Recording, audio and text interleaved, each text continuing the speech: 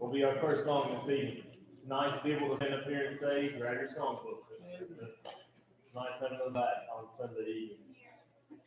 613 be our first song this evening.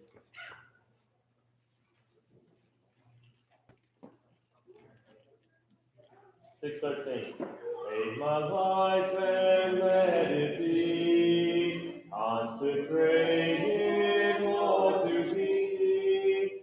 Take my moments and my days, let them flow in ceaseless praise. Take my hands and let them move at the impulse of thy love. Take my feet and let them be swift and beautiful for thee. Take my voice and let me sing, always only for my King. Take my lips and let them be filled with messages from thee. Take my love, my Lord, I pour at thy feet its treasure store. Take myself and I will be ever holy, all for thee. Song 4 opening prayer is 37. 37.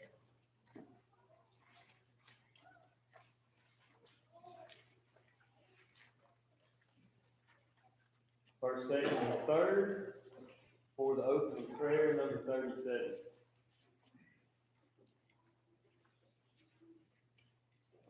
Angry words, oh, let them never from the tongue unbridled slip.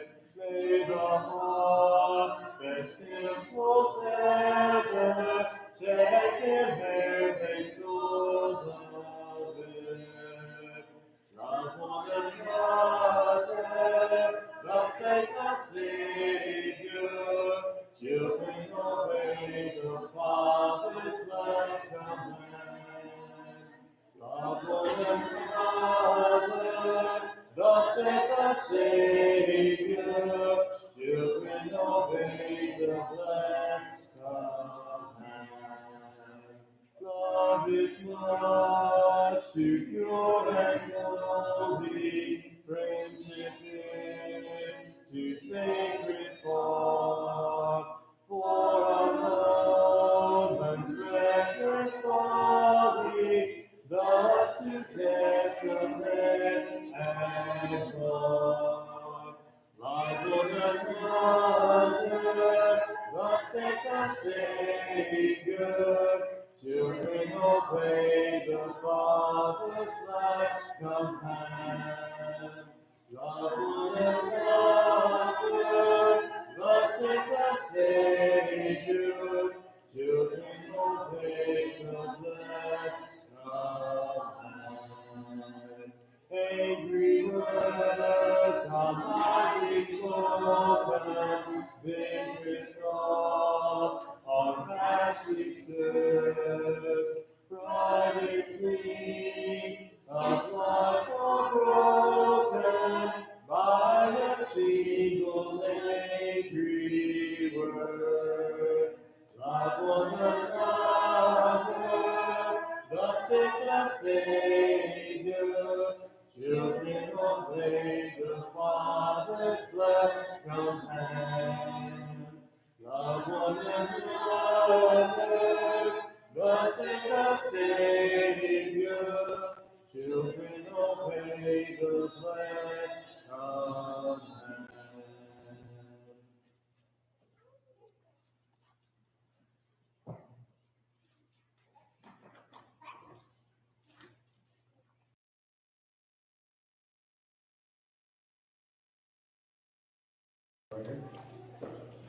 Dear most kind and gracious Heavenly Father, we thank you for this day, Lord. We thank you for all the many blessings of this life, Lord. We thank you for the ability to gather here today and to worship you and to study a portion of your word. Lord, I just ask that you be with us. May we have an open heart, open ear, and we can take what we learn and use it in our everyday lives. Lord, I just ask that you be with those that are sick, be with those that are shut in, be with those that can't be with us. Lord, I ask you to be with those that have recently lost loved ones. Comfort them in the way that only you know how. Be with those traveling, keep those people safe. Lord, I ask that you to be with this country. May we make wise decisions. May we elect people that make wise decisions.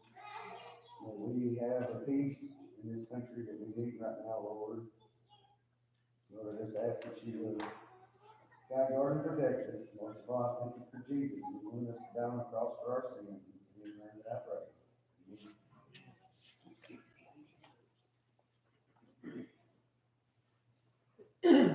Number 297.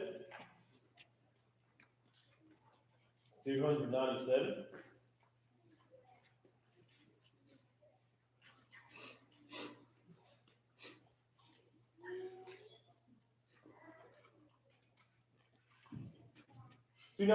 First, second, and third.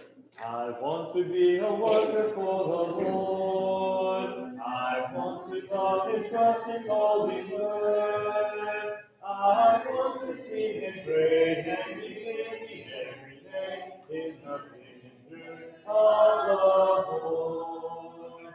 I will work, I will pray in the vineyard of the Lord. I will work, I will pray, I will labor every day in the vineyard of the Lord. I want to be a worker every day. I want to be inheriting in the way that leads to heaven above, where all is peace and love in the kingdom of the Lord.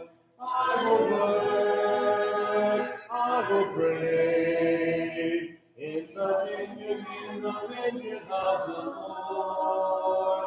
I will work, I will pray, I will labor every day in the vineyard of the Lord. I want to be a worker strong in faith.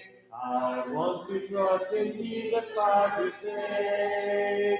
All who will truly come shall find a happy home in the kingdom of the Lord. I will work, I will pray in the vineyard of the Lord. I will work, I will pray, I will labor every day in the kingdom of the Lord. You want to turn it on? Yeah. Okay. Host Wayne was giving me flying marks back there. What was that? 103 is a song of invitation. If you'd like to go ahead and turn there. 103.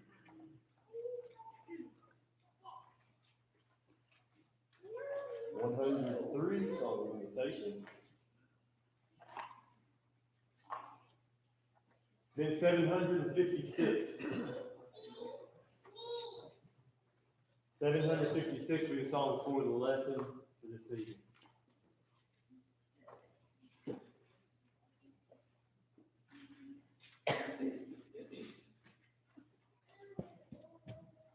First, second, and fourth. 756, first, second, and fourth. Sing the wondrous love of Jesus, sing His mercy and His grace. In the mansion, tried and blessed, He'll prepare for us a place.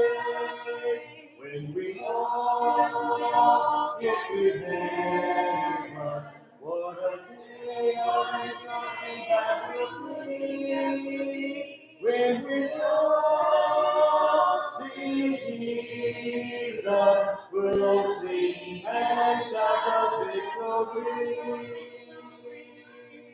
While we walk the pilgrim pathway, clouds will overspread the sky. But when traveling days are over, not your shadow on the sky. When we all get to heaven, what a day of rejoicing that will be. When we all see Jesus, we'll sing and shout victory. Onward to the prize before us, soon His beauty will behold. Soon the pearly gates will open, we shall tread the streets of gold. When we all get to heaven, what a day of rejoicing that will be. When we all see Jesus, we'll sing and shout the victory.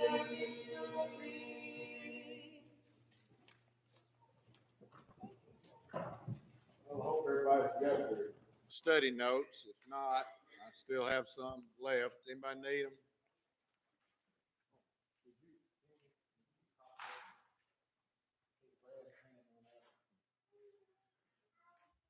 All right, 2 Samuel, and I know we have visitors, guests from West Virginia, and that's the first time they've been here while I've been doing this. We started this sometime back in the summer, or I started doing this when we only had a handful. We don't have a whole lot more now, but only had a handful. I was trying to figure out what best to do, so I started doing a summary of each book of the Bible. Got to the book of the end of Deuteronomy. We quit on Sunday nights, and then we got started back, and so I'm still working through this, and you know, I always worry about, or am concerned about, whether or not this is the right way to go, right way to do things.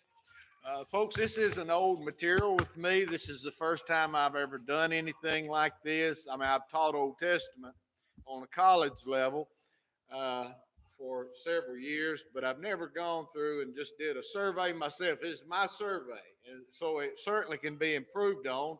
And this evening, I didn't even have time to let Leanne check the printing on the typing on it, so it could be filled with mistakes. That probably will bother you more than it does me, because I know my typing abilities and they're not very good. Even if I proofread it several times, they're still not very good, but I can live with it. Hopefully you can too. Well, spell check sometimes doesn't know what you're saying. There's a lot of Old Testament words that spell check does not recognize. So they don't even know what to begin to suggest for you on it in the Old Testament. But anyway, 2 Samuel.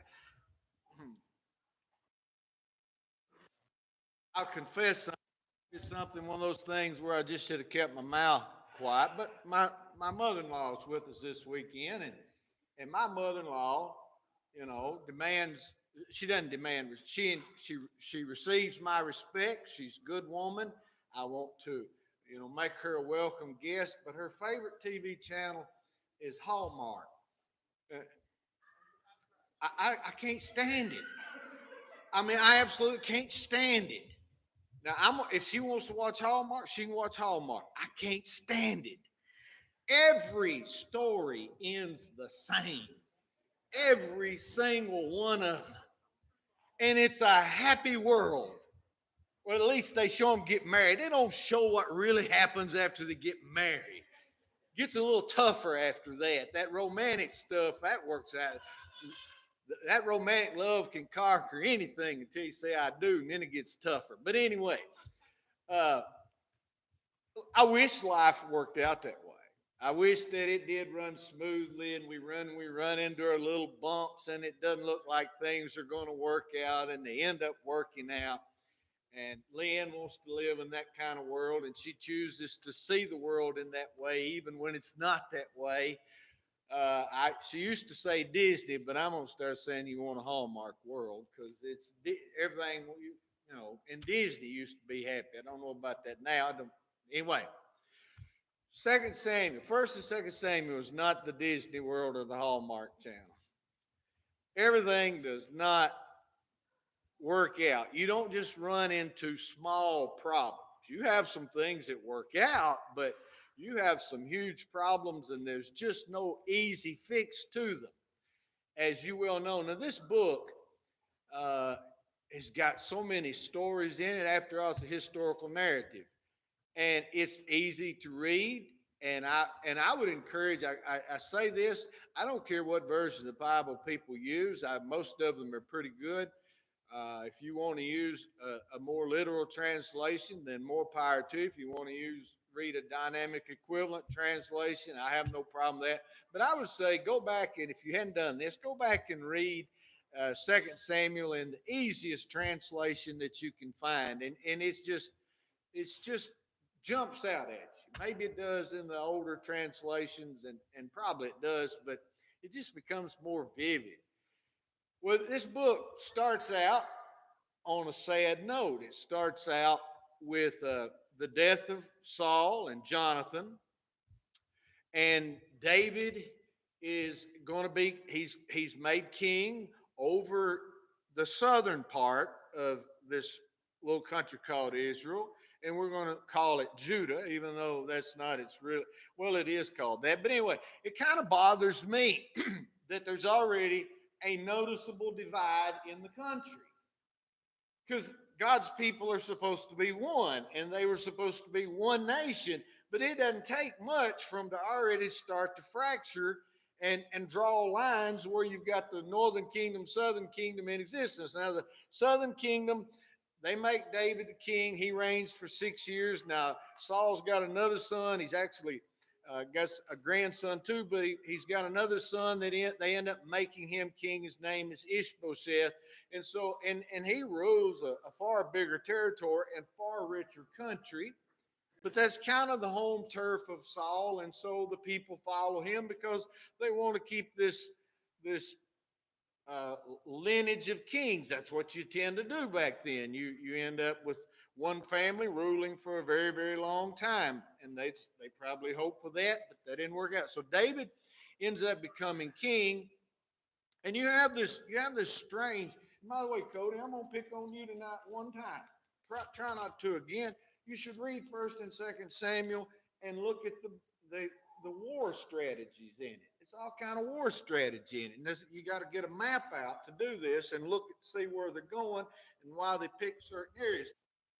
Either here or there. That's just one of those things that you can dive off into on your own and bring out more of the story there than just a casual reading. And I'm just giving you an overview.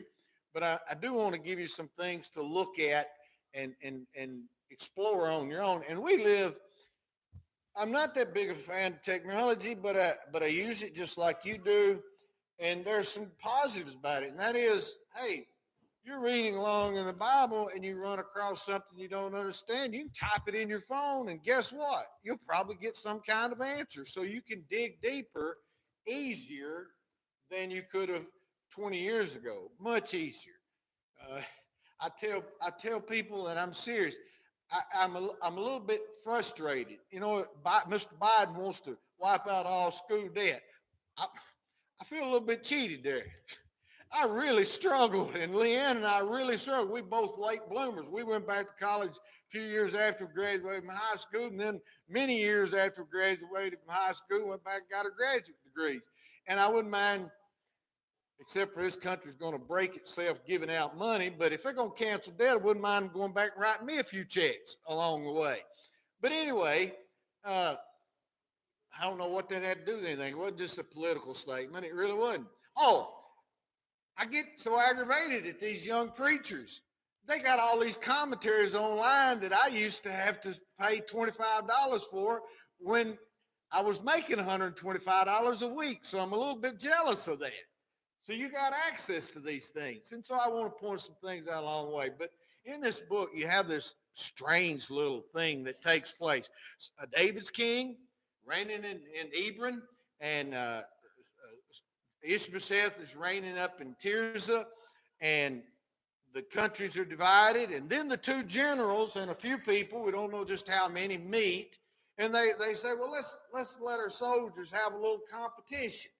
There's no way anybody in their right mind would have thought that that would have worked out well, because what ends up happening is they end up in a brawl, and they're just going at it, and the soldiers of David end up winning, and Abner, and this is a key figure, Abner, who is Saul's main general, it runs from the fight, and he's running, and there's a guy behind him. It's David's nephew, Asahel, and Abner keeps telling him, you need to stop, you need to go back. And Asahel, it says he can run like a deer. Running fast is not always good, because old Abner just stops in the road and basically rams his spear backwards through Asahel. I mean, that's so silly. How did they think that was going to work out to a positive thing? Now, Asahel is killed, and everybody stops there, kind of their mind blown at what just happened to him. But he's got two brothers. They're called the sons of Zeruiah, which is David's sister, that are going to play a part in the life of David all the way up to the end. In fact, we know at least one of them lives past him. And they're interesting characters. I really like one of them. One, I'm not so sure. There's something going on here, and I've got this in the notes. There's something going on here with one named Joab. Joab becomes David's main general. But David is always trying to give that job to somebody else. There's something about Joab he doesn't like. And when you read the whole book of 2 Samuel, you're scratching your head, because Joab saves David's hide more than once. And he does what David wants him to do, even in the case of Uriah the Hittite, because he's helping David cover up his sin. But David is constantly trying to replace him, and maybe even a little bit scared of him, because he waits until he's on his deathbed and he tells his son Solomon, don't let Joab die in his old age. So there's a mystery there going on in the book. And you can guess all you want, and you can say, I know based on my guess. You don't know. There's something going on here. It wasn't a Hallmark edition here where everything works out. There's tension between these two. It doesn't make sense. It looks like David should be more grateful for Joab's help. Yeah, I know he does something that breaks David's heart, but still, overall, the big picture, Joab really seems to be on David's side. Well, anyway, Ishbosheth has Abner to come to him. That's the king in the northern part. Has the king come to him and says, has Abner to come to him and says, I want one of the concubines. And Ishbosheth loses it and says, you're trying to take over my kingdom and all of that. And so Abner gets mad, and he leaves. So the top general of Israel leaves and goes to David. Now that looks like that would have brought about peace, doesn't it? But old Abner comes in, he meets with David. They say, oh, we're so glad to have you on board. We can move forward now. But Joab kills Abner. He's not going to give up that top general spot. In the meantime, back over there in the northern kingdom, somebody decides to take it in their own hands to kill Ishbosheth, and he dies. And so now the people come to David, and they make him king and over all of Israel. So the country is reunited, but there's always that underlying tension in there. Now, one of the first things that David does, and this is a smart move, and I have a list of smart political moves. And I'm going to ask you a question at the end that David established his very own capital city, because Jerusalem is still in the hands of the Jebusites, and David doesn't want to use what he's been using. He wants a more central place. He wants a place that doesn't have history, and so they take the city of Jerusalem and they establish it as king. Now, if you're looking at your notes, you know how to spell Jerusalem. You know that it has the word Salem in it. And in Hebrew, up until they gave a system of dots and dashes for the vowels, all they wrote with was with consonants. There's a little side lesson here. Now, what word can you think of that SLM is in Hebrew? Yeah. Shalom, which is the word for peace. So the city of Jerusalem is the word of peace. Now let's go over one more to the Arabic language, and what word do they get from SLM? Islam. So the word Islam means peace. So when they say it is a religion of peace, that's in name only. Name only. And the word Muslim also is one who submits to God, thus has peace. So that's where that comes from. It's certainly never been, from the day it started to now, a religion of peace. Of course, you could say that about Christianity through many parts of history. But anyway, the city of Jerusalem, David's new capital. Yay, it's great.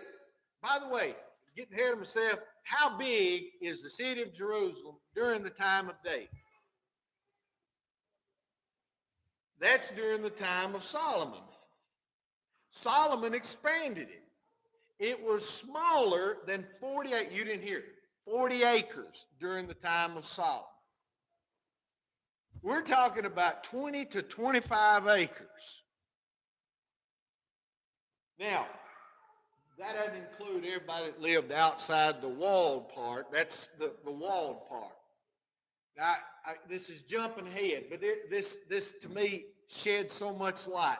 Do you think there was somebody in a town that covered 20 acres that did not know what David was up to when he brought Bathsheba to his house? Everybody knew it. I mean, listen, something like that, you take a prominent person here in this town of 4,000 people that covers, I don't know how many acres, a whole lot more than 20. You got this little bitty town here, 4,000 people, and if you had somebody very, very prominent and he took somebody's wife from him one night, everybody'd know it. So David is foolish in his thinking, in that he has pulled something off and gotten away with it. Everybody knows it, and listen, they knew how things worked back then, just like we do now. I guarantee you, when David let Bathsheba go through a period of mourning and then married her, there was little women in town saying, "No, wait a minute.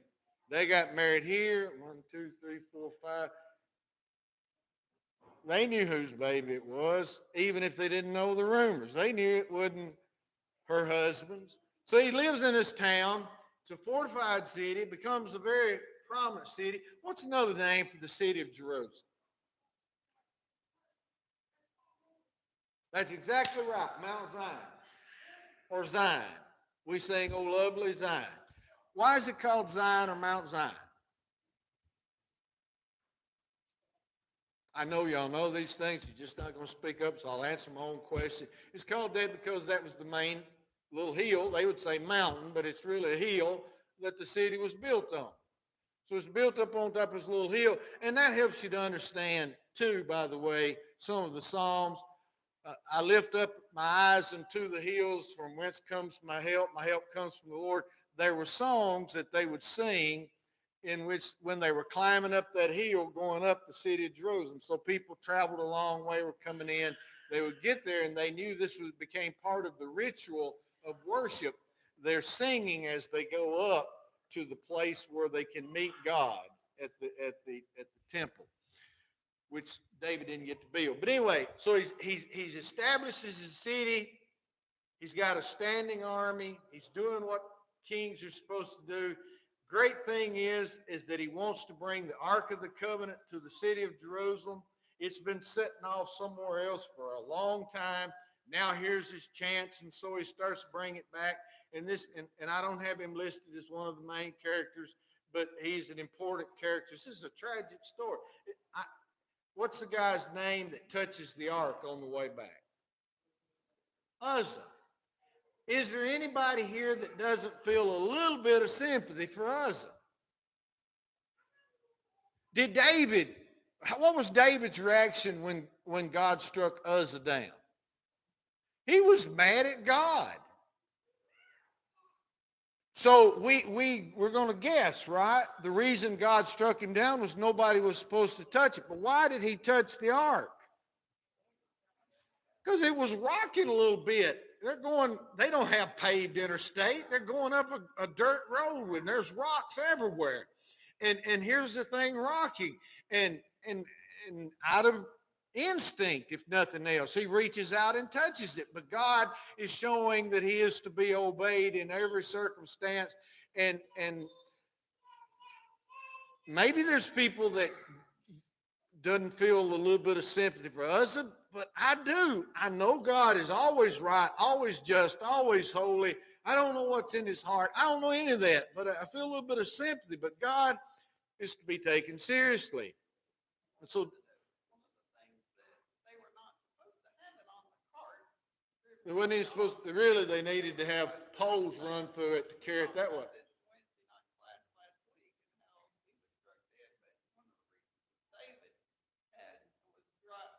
Had it on a cart trying to make it easier. Probably right. And got a man killed with trying to do things a different way.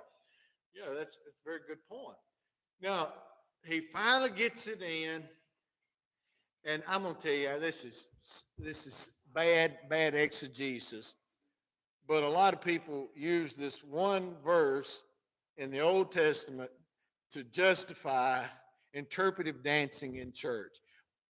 I'm just going to say what I feel. I think that's the goofiest thing I've ever seen in my life. Of course, I think ballet's right there with you. Okay, he's coming in, he's jumping around, he's dancing, he's happy. Now, this isn't a square dance. This isn't rock and roll dancing. This isn't waltzing. This is a man rejoicing. And the Jews knew how to rejoice. A lot better than we do. And he's dancing around. What happens that kind of puts a damper on things? His wife, Saul's daughter, looks out the window and says he's making a fool out of himself. And by the way, while he was on the run, Saul had taken her and given her to somebody else to be their wife. And David comes back to town. He says, I want my wife back. And so they go and they tell her, and the guy's like, no, she's my wife now. David will cut your head off. Well, I wish you a good marriage. I mean, it's a sad little story there because he obviously loves her. But David gets her back, but now she tells him that he looks foolish. And so he says, basically, and a man doesn't always know what to say in an argument. You lose either way you go most time, right? Amen, men. But anyway, we tend to lose. But he's like, well, you hadn't seen anything yet. Probably wasn't a thing to say. If you'd have went to marital counseling, I don't know. I guess they'd have told him, just be quiet. Maybe it'll calm down. I don't know what the answer would have been there. But anyway, to me, it's a tragic thing that they fall apart. But anyway, it got the ark there. And chapter 7, I put that in the notes as one of the memorable passages. This is an important passage. It's something, to be honest with, I'm weak on. I think most churches are weak on, and that is God, not the first initial part, the development of it. The idea of God was establishing David's throne forever. And that's a messianic promise, And when we get to the New Testament, we need to see that Jesus is the continuation of the Davidic throne. Now, he is the far greater king, and it's really what David was leading up to, but it's still something, this idea of Jesus occupying David's throne, it's something we haven't developed. It's not something that we could cite passages on like we ought to, but it's there. But that's very important. And we know he wasn't talking about, we know he just wasn't talking about Solomon here. In fact, very little about Solomon. Okay, so he wants to build the temple. He's not allowed. You read in chapter 8, Cody, about some of his war strategies, and there's, and especially in verse 14, that's a little bit of help. Chapter 9 is a text for one of my favorite sermons, and that is, it's a picture of grace. So, David is like, is there anybody left of Saul's household that I can show, the King James says, the kindness of God to? And there's that word we looked at in Ruth, that idea of grace and kinsman, redeemer, all anyway.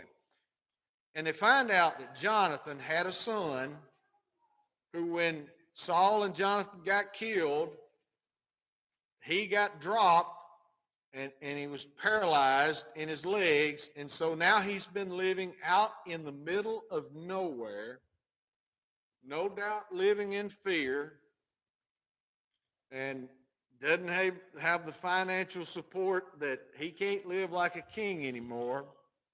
But he's been treated pretty well. He is, after all, royalty as far as the people caring for him were. But David says, I want to show somebody of Saul's household the kindness of God. And so he brings Mephibosheth in, and Mephibosheth is allowed to eat at the king's table, enjoy the life of royalty. And did he earn any of that? You know, I love to preach on this as a picture of grace. He was allowed in David's household. He was treated like royalty. He was treated with kindness. And really the only thing that he could contribute was to be grateful for what David had done for him.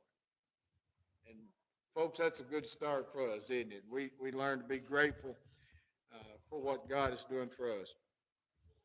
Well, you've got this wonderful picture of grace, and then in chapter 11, you've got David and Bathsheba, and there's no point in me going over that. Everybody is familiar with it. David decides to stay home when he ought to went off to war. He looks too long at a woman taking her bath. You kind of got to wonder what she's doing taking a bath up on a rooftop. Most people did. They call it rain up there, but you kind of got to pick your time for that if you want to be decent about it. Apparently she's not thinking much about David being up there on top of his big house looking down on her.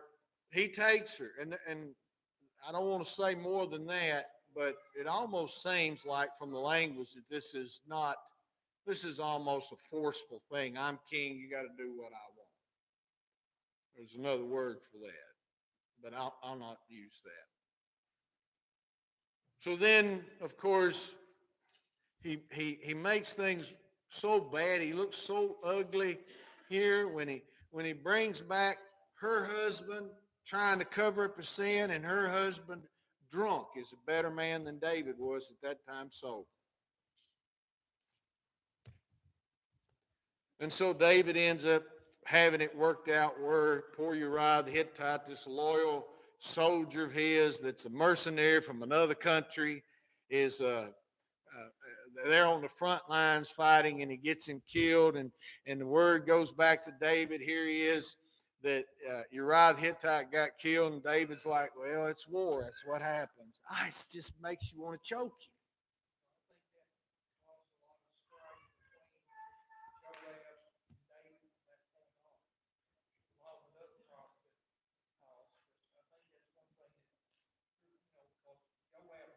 Joab knew. Well, if David had run a poll, everybody in town would have known about it. But David knew that Joab knew. You're right. You're right. So anyway, you've got that going on, and one of the greatest sermons in the Bible is when old Nathan comes into him and says, I got a story I got to tell you. And you know this is in chapter 12, and I'm not getting bogged down because my time is running out. But man, what a powerful, powerful lesson where David is all up in arms. You tell me who this guy is that was so lousy. And Nathan says, you are the man.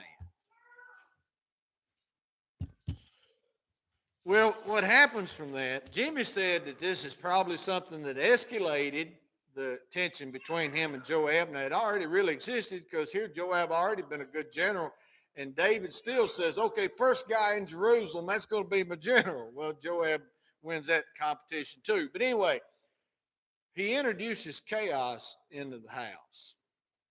And it's ugly, isn't it? It is so ugly.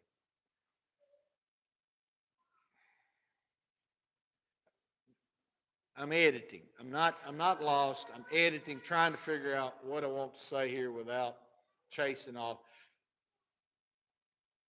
Folks, I know enough about counseling. I don't consider myself a counselor, but I have studied it for my benefit to try to help people for years and years and years. And my favorite model of counseling is systems theory, and this is what I know about systems theory. When you got, and I talked about this morning in the young adult class, when you got a problem that surfaces with a child, and we have all these teachers in there that knew all about this, when you have a problem with a child starting to act up, where is the problem probably coming from? Home. Now, when you've got kids that are old enough to figure out, I don't know everything, but I know enough to know that mom and daddy are not doing right. And now you've got David, who at this time probably is up to 6 or 7 wives, and he adds another one. And I guarantee you the sister wives there, to use the Mormon term, are a little bit jealous because Bathsheba becomes the best. David has just created all kinds of ugliness in his household, and a tragic thing happens when one of his sons rapes his daughter and then despises her, uses her and then despises her. And David didn't do anything. And Absalom, David's one of his other sons, I think he ends up with 19 or 20. It seems 2 of them died in childbirth or right after they were born, because we don't know anything other than about Bathsheba's first child, and then there's another. We don't know anything about him. Probably died very young. But anyway, you got this boy in that house. It's his sister that was raped. And if you read it, he didn't say one thing, good or bad, to his brother for 2 years. Boy, you talking about holding it in and letting it build up. Now, like I say, I'm running out of time. So David, Absalom finally kills his brother, runs off to Geshur, which is actually where his grandparents on his mother's side are from, stays over there. And once again, here's Joab trying to help out. David's sitting over here moping because his son's run off and another son's dead. And he wants his son back, so Joab fixes it where he can bring Absalom back. He brings Absalom back. And how does Absalom, and I'm asking these questions because I know most of you know this, how does Absalom reward his daddy for being forgiving? He sits at the city gate. I got to do a study sometime of what went on at those city gates and the eldership model. He sat at the city gate, and people would come in from town because one of the jobs of the king was his Supreme Court. And Absalom would sit there and he'd say, what are you doing in town today? Well, I'm here because my neighbor's doing this wrong and I've got to get some sense of justice. And Absalom would say, well, if I was king, you'd win your case. They go on in and say, I kind of like this long-haired guy. And then here comes the fellow that he has the dispute with. And Absalom's there at the gate. What are you doing in town? Oh, I got a neighbor that's being a pain. And he tells his side of the Absalom says, I was king, you'd win the case. And he just won everybody over, and obviously is growing in power enough that David has to go on the run from his own son. Can I remind you that David is called the man after God's own heart? He's a long ways from perfect, and his family it just fell apart. But he still had a heart for God. It just doesn't appear that sometimes. Anyway, he's off running around, and anyway, Absalom ends up getting killed. Now, just as a reminder, Jimmy, don't tell him. I know you know this. He's hanging in the tree. David doesn't want anybody to kill him. Who kills him? His name is Joab. And David is crying out, "Oh, Absalom, my son." And Joab chews him out and says, "Was out here risking your life, and here you are crying about this son that was a rebel against you, and now everybody feels guilty that we had anything to do with rescuing. You need to straighten up." Maybe that's part of the reason David didn't like Joab. He told him to straighten up.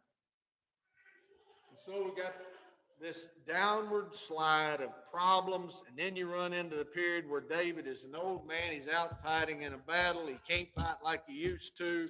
And he almost gets killed, and again he's rescued by some of his people, and then there's this part. We got him writing songs, and then we've got him making this terrible mistake in chapter 24.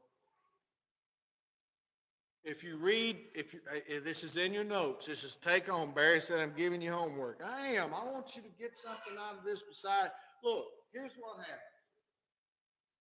I give you a sermon. Not that this is a sermon. I give you a sermon. How much of it are you going to remember by the time you get home?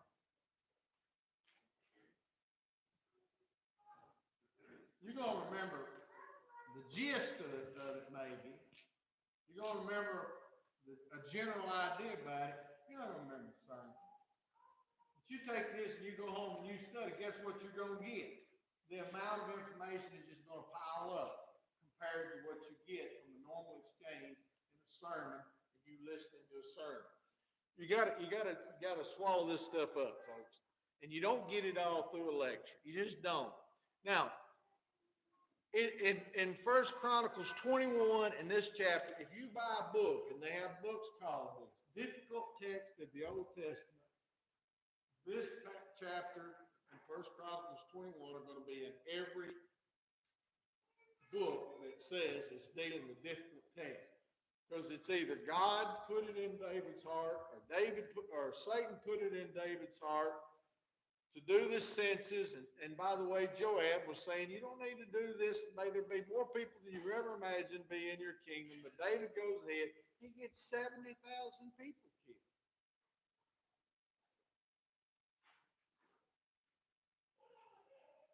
That's over 3 times the population of Allen County. So just imagine Allen and maybe Monroe County and Metcalfe County and another county thrown in with a small population. The population is wiped out because of the king. I don't understand that. I don't understand. But you got from David, from when he becomes king, to now he's 70 years old. And he's on his way out, and that leads us into the intrigue of Solomon becoming king. And by the way, Solomon is not the next in line for the throne. He's way on down the line. And I am not impressed with him at all, but God wanted him to be king. And I am not one to question God's wisdom. So take this. I'm going to run through this real quick. First part you study now. From death of Saul to David is never the king. All right. Number 2, David's wise little mother. And I tell you what my feelings are. But when Saul and Jonathan gets killed, he writes a song, has it published, says everybody needs to learn this song. That was his enemy. But he's showing you the good side of it. He has a messenger killed that says there's a messenger claim he killed Saul. He has him killed. When Saul and Jonathan got killed, the Philistines took his body, nailed it up on the wall in one of the cities in Philistia. And the people from Jabesh Gilead go there and during the night, pull the bodies down, take them back, give them a proper burial. David finds that out and he writes them a letter, says, boy, you folks did great, thank you. When Abner dies, David writes a little song and walks behind the casket, and then he won't eat, and people are saying, well, come on, man, eat. Oh, I can't. There's been a great man who died. Now, he's clearly showing himself in the eyes of the people that he had nothing to do with Abner's death. Is this a shrewd political move, or is he just a good guy? What do y'all think?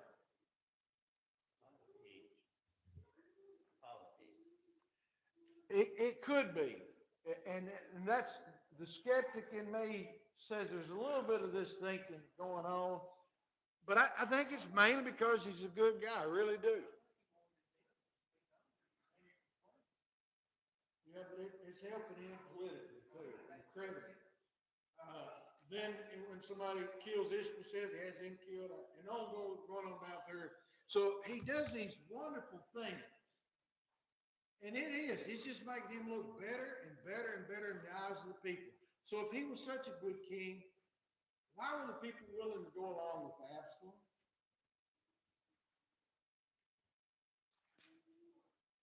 Because there's something bad about human beings. That we can have it good for so long that we just decide we got to have a change. And that's not a positive quality.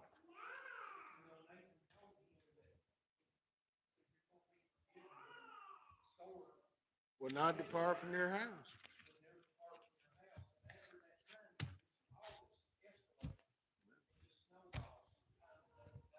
So, is this a sermon? Nope, never pretended to be one. Could you figure out, if you were to write out a sermon, could you figure out a sermon that you would preach on any one of these texts? The answer is yes. Why don't you do it? It might be edifying to you. If it's good enough, I might preach it. But anyway, it's just a different way of looking at the Bible. It's trying to comprehend the big picture, and that's what we're working on. And the big picture, the main thing in the picture is always God, and that's who we're supposed to serve. And if anybody needs to come to him, we're going to sing a song of invitation, and you can come as we stand and sing.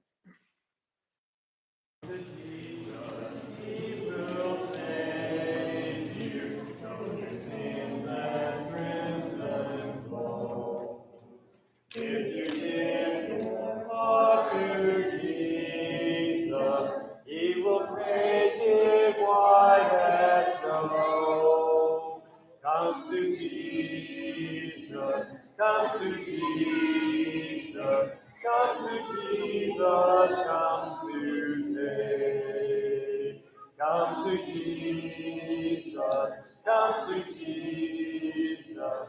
Come to Jesus, come today. Come to Jesus, do not tarry. Enter in and mercy stay. Oh, delay not till tomorrow, lest thy coming be too late. Come to Jesus, come to Jesus, come to Jesus, come today. Come to Jesus, come to Jesus, come to Jesus, come today. Come to Jesus, dying sinner, of the Savior there is none. He will share with you his glory when your pilgrimage is done. Come to Jesus, come to Jesus, come to Jesus, come today. Come to Jesus, come to Jesus, come to Jesus, come today. Be seated, please.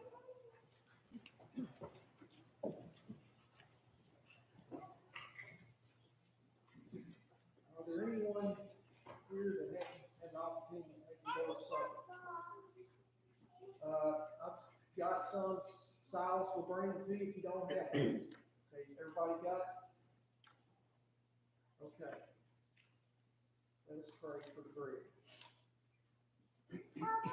Our Heavenly Father, we love you. We thank you so much for the opportunity to be here together as a family to worship you. And we're so thankful for the ones that are here that did not have an opportunity to be here this morning for fellowship around this table in remembrance of the great sacrifice of your love.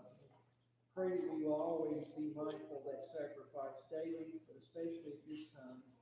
As we take the bread, we pray that we will always examine our lives and our relationship with you, with each other.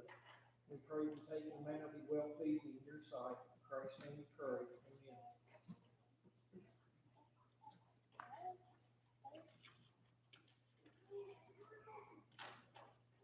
Let's pray. Likewise, Heavenly Father, we love you. We thank you for the love, mercy, and grace that you bestow upon us every day. Once again, we pray as the cup is offered in remembrance of the sacrifice of your love and the sacrifice so willingly that Jesus gave his life and blood. We pray that our hearts will be examined and we will take in a way that will be pleasing and acceptable in your sight. In Christ's name we pray. Amen. The offering plate still available.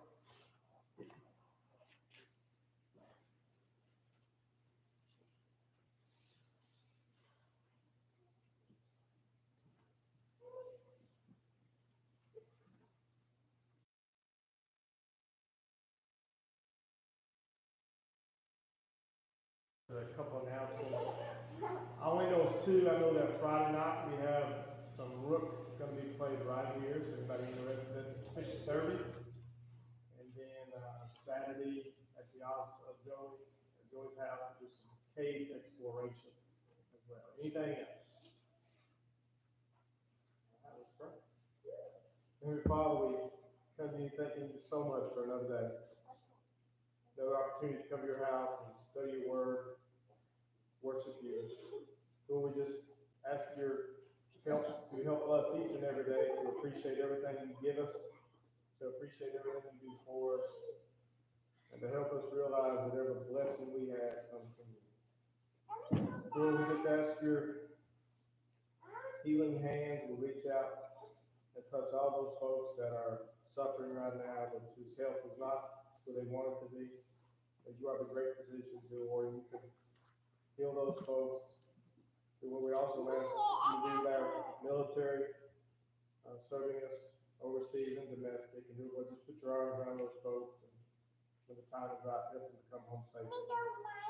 Lord, please forgive us of all our sins and shortcomings. Help us each and every day to make good decisions, to live a life that will be pleasing to you, and to do the right thing, and realize that what we need to do is to follow you, your guidance.